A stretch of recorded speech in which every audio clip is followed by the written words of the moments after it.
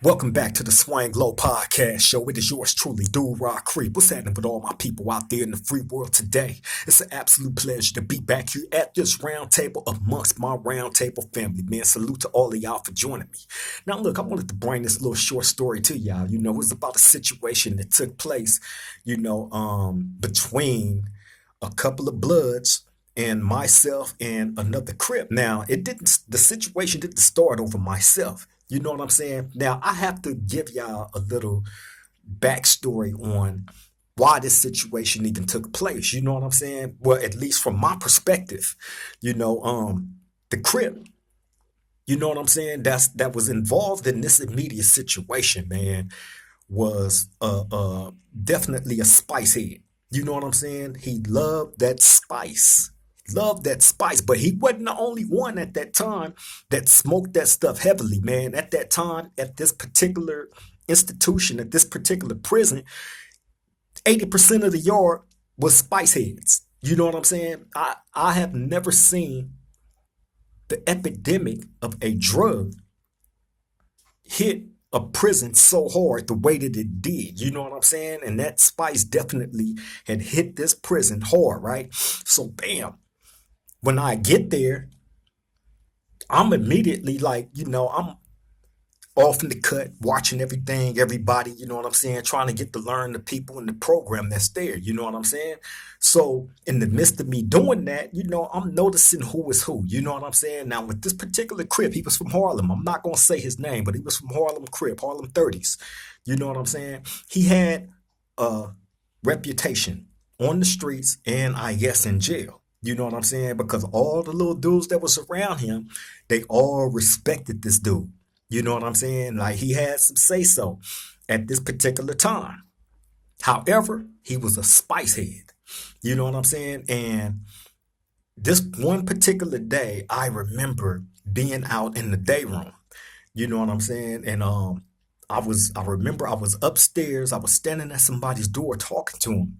And I remember hearing a confrontation going on. You know what I'm saying? That caught my attention. So when I turn around and I look, they downstairs. Now, it was two Bloods, uh, Mad Mo from Swan and Buddy from Swan. Buddy, the one I'm talking about, is the one that wear the glasses.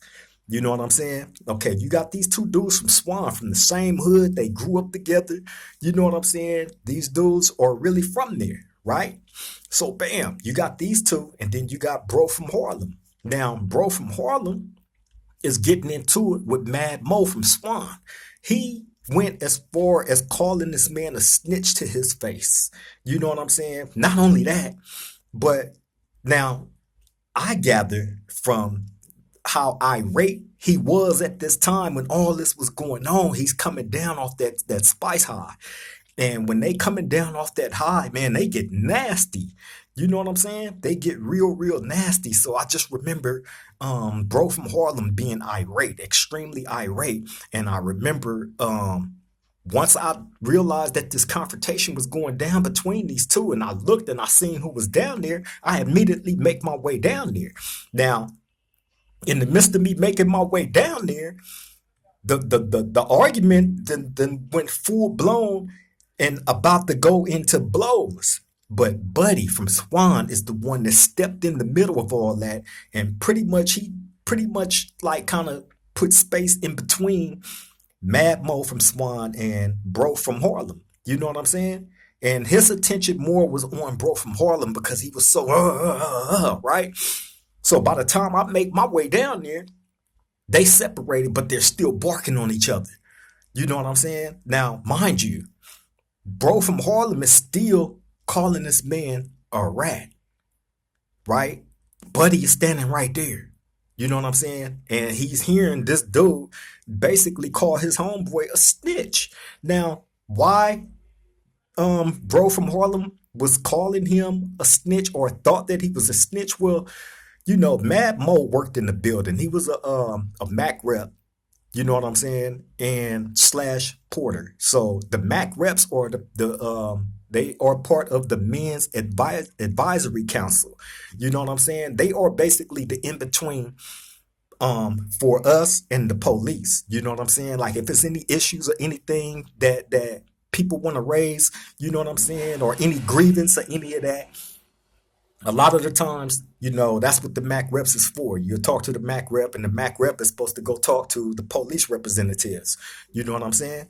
So anyway, Mad Mo was a MAC rep, and he was a porter. He worked in our building, so he was out his cell all day, every day. You know what I'm saying? So now, mind you, I don't have a problem with Mad Mo or Buddy. Like, especially Buddy. Me and Buddy was cool. You know what I'm saying? Buddy was straight. So anyway, when this situation occurred, man. Oh, let me finish saying why. Bro was saying that Mad Mo was a snitch. You know what I'm saying? He was able to get certain sale moves done. If you needed to get moved with somebody, you know what I'm saying? He would make it happen. You know what I'm saying? And again, like I said, he was always out his cell. You know what I mean? Now, why bro was putting the snitch jacket on him and all that? Maybe because he felt like he talked to the police a little too much. Who knows?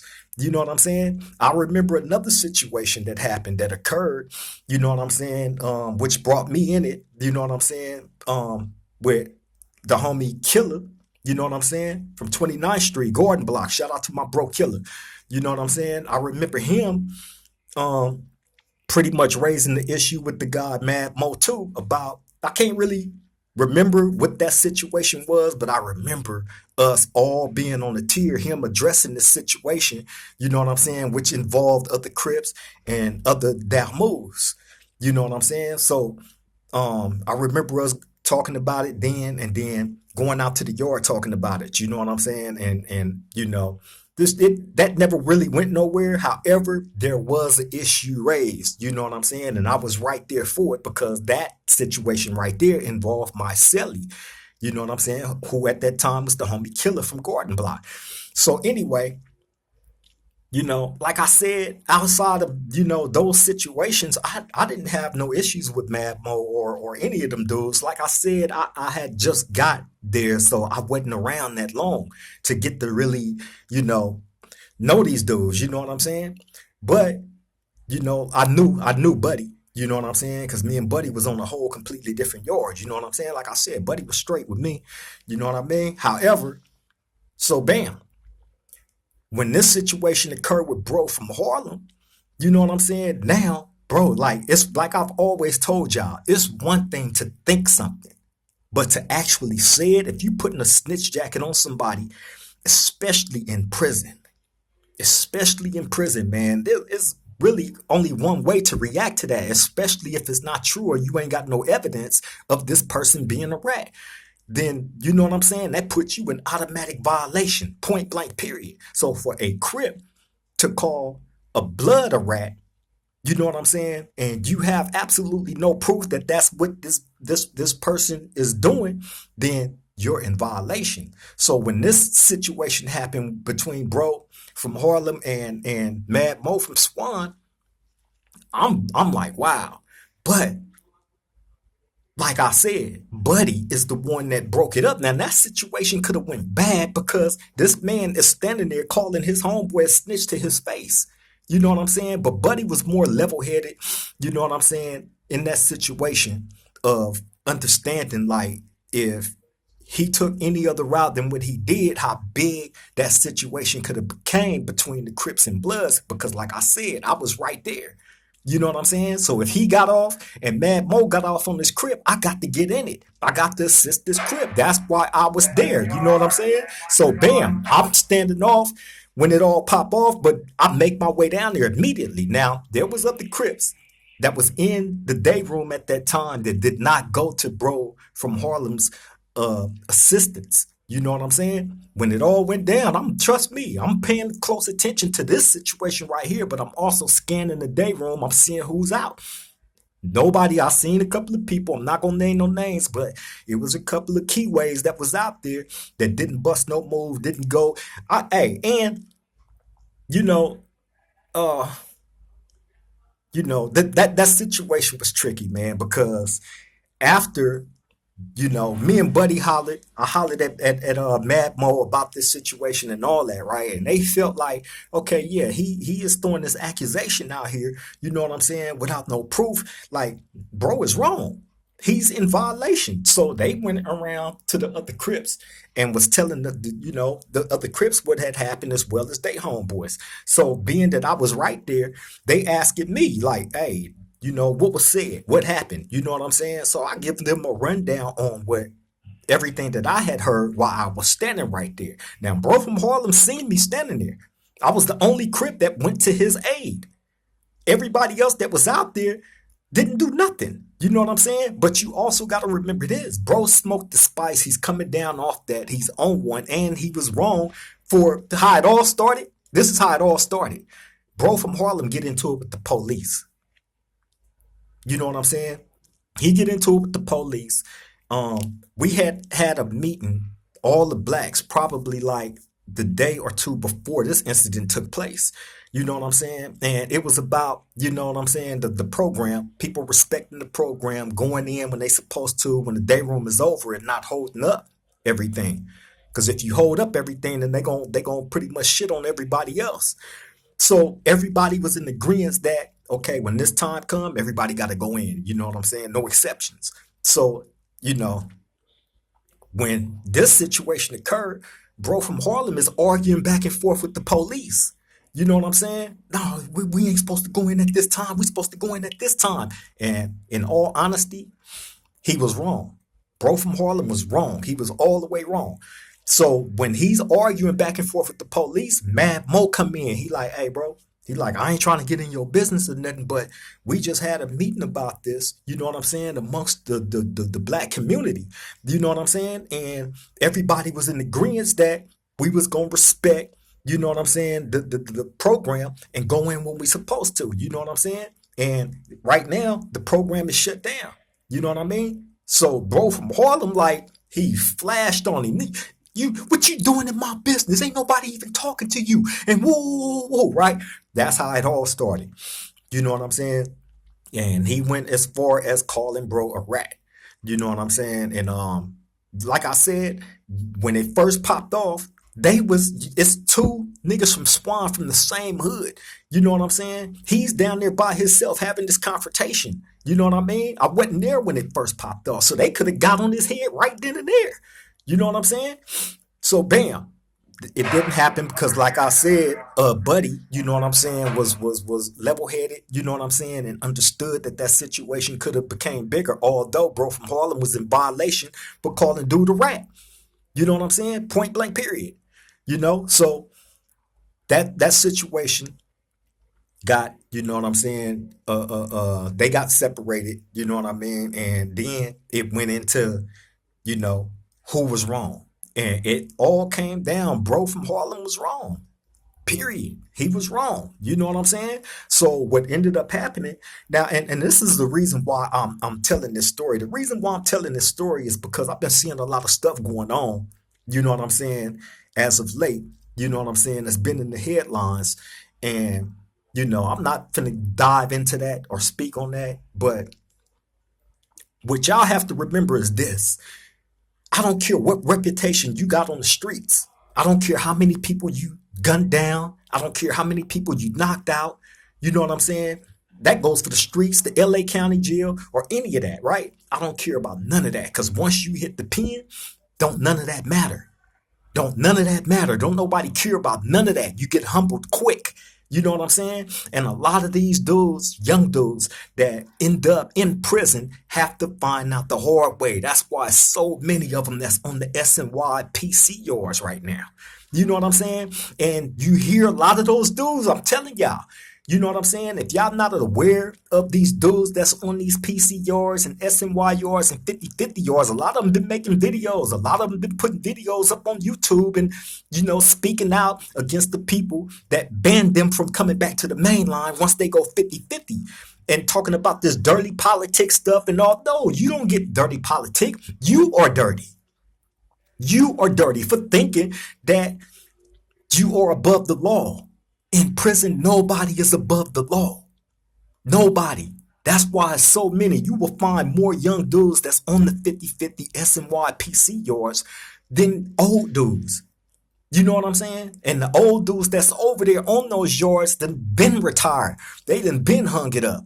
You know what I'm saying? So these young dudes that come into prison, they ain't got no time into their belt and end up on the 50/50 SNY yard. Explain that to me. Well, nah, you don't need to explain it to me because I already know why. They felt like they was above the law because of all the stuff that they was on the streets doing. And then going into the county jail, doing all that BS in the county jail. And they think they gonna bring that into the prison. And that's where they get humbled at. A lot of their careers get ended. You know what I'm saying? Look at those videos of them dudes that's on the PC yards and the SNY yards and look how young they are. Look how young. It's a million of them over there. And trust and believe, it ain't no dirty politicking these dudes. Come on, man. It ain't no dirty politicking. You feel me? A lot of them come and think they are above the law until they get that crash course lesson on we're not having it. I don't care how many bodies you got under your belt. I don't care how many knockouts you got in the LA County Jail. Once you hit the prison system, it's a wrap. Don't nobody care about none of that. Your whole world get confined. You know what I'm saying? You ain't got no guns. You can't run and hide nowhere. The only place you can run to is a 50/50 SNY yard. Point blank, period. Okay? So let's get back to bro from Harlem. Like I told y'all, yeah, he had a reputation from what I heard. You know what I'm saying? A pretty decent one on the streets. You know what I'm saying? And probably in the LA County Jail too. But that don't mean nothing once you hit the prison system. You still got to abide by rules. You know what I'm saying? Why y'all think there's not repeated riots between Crips and Bloods? Why y'all think it don't happen like that? Sure, it be little things here and there, but for the most part, man, hey, come on, man. I kick it with Bloods every day. Every day. You feel me? And that's a fact. Every day. So I say all that to say this, man. Bro from Harlem had ended up having to get DP'd. You know what I'm saying? It came down to the point of he was wrong. You know what I'm saying? Every step he took, he was wrong. You know what I'm saying? And really, like I said, the spice, it messes a lot of these dudes up, man. I've seen so many dudes with reputations start smoking that stuff and lose their mind. I can tell you 1,000,001 stories about them dudes that smoke that stuff in prison, man, and wig out. You know what I'm saying? And that's how a lot of their careers get ended. There's no coming back from it once you smoke that stuff and wig out. You know what I'm saying? Point blank, period. And they end up on the 50/50 SNY yard. So you can't run that BS. Oh, it was dirty politics and man, miss me with all that. That's BS. Dudes feel like they are above the law. You know what I'm saying? That entitlement because of a reputation that you had on the streets, man, that's out. Once you hit the prison system, that's a wrap. Don't nobody care about none of that because guess what? Ain't no guns in there. And 9 times out of 10, when you get voted off the island, it's by your homeboys from your hood. Some of the same dudes that you was on the streets hanging and banging with. That know better. That know, hey, if you got a homeboy that come and he's doing any type of BS and y'all endorsing that, not only is he finna get removed off that yard, but your whole car is gonna get up out of there violently. Nobody is bigger than the program. Point blank, period. So that's what a lot of you dudes out there need to understand. You feel me? I remember having a conversation with my big homie Bumper Jack. Shout out to my big homeboy Bumper Jack. And I remember him telling me, man, like, hey, bro, like, I love what you're doing. You know what I'm saying? On YouTube, the messages that you be putting out there.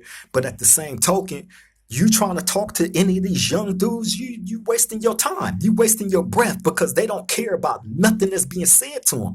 And at that time, I really didn't understand that, right? But now I do. After sitting back and watching all this weird stuff that's been going on as of late, you know what I'm saying, out there in society with these young dudes, you know what I mean? It's kind of like, okay, a lot of these youngsters have mothers and fathers that gangbang. And if they grew up in a household like that, and that's all they know, and their mothers and fathers is not discouraging them to live that lifestyle, they're actually encouraging it, you know what I'm saying? Then who am I to come to speak to somebody else's kids that's been born and raised up in this? If their own mother and father's not doing it, but do any of my words mean anything to them? It's a waste of time. And I'm tired of wasting my time. So I have no words for no young heads. You know what I'm saying? Period. I don't have no more words for them, because why would I care about somebody else's kids more than they care about their own kids? Make that make sense. I can't. I can't. You know what I'm saying? So I speak to the grown folks, the grown people, man, that ain't wreaking havoc on their own community and their own people, meaning blacks, black on black. You know what I'm saying? When the black people is getting attacked left and right from all these other people. It don't make no sense. It's counterproductive. Point blank, period. You know what I'm saying? So, yeah, I bring that story to y'all about Bro from Harlem because a lot of these dudes need to be humbled. A lot of the dudes that's out there right now that's doing all that BS, y'all need to be humbled. Y'all need to take that trip to prison. And I hate to say that because I don't wish prison on nobody. Once you get a real, true experience of that shit, man, you would never want nobody to have to go through that, ever. But a lot of you young dudes that's out there, y'all need to take that trip because y'all need to be humbled. And that's the only thing that's going to humble them dudes. Other than that, any words from anybody else outside of their household, their parents and all that, man, that goes in one ear and out the other. I'm tired of wasting my time. So I have no more words for no YNs. Period. Hey, do y'all. But best believe if you slip up and you take that trip to prison, I promise you, you're going to be humbled. I don't care how many bodies you got, how many knockouts, none of that. You're going to be humbled. And 9 times out of 10, you know what I'm saying? I say out of a good 100, a good 75% of y'all is going to end up on the PC, SNY, 50-50 yard. That's a fact. You have no guns in prison. Nobody's above the law in prison. Straight up, you know what I'm saying? And that's my message for today, man. You know what I mean? Like I said, I'm gonna keep it short. I wanted to bring that story to y'all. You know what I'm saying? By the way, Bro from Harlem ended up getting knocked out, you know what I'm saying, and beat bad. You know what I'm saying? Got his head cracked open and all that. You know what I mean?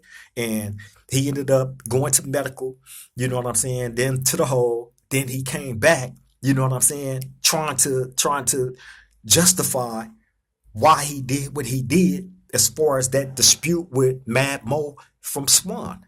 You know what I'm saying? But you can't dispute you being all the way in the wrong. You know what I'm saying? Point blank, period. You know, but that was ended up happening to him. You know what I'm saying? He ended up coming back and, you know, he existed. You know what I'm saying? Even after that happened to him, he existed. I don't remember him having any more outbursts and confrontations with anybody else, you know what I'm saying? But that definitely happened. That's a true fact. You know what I'm saying? Shout out to Buddy from Swan.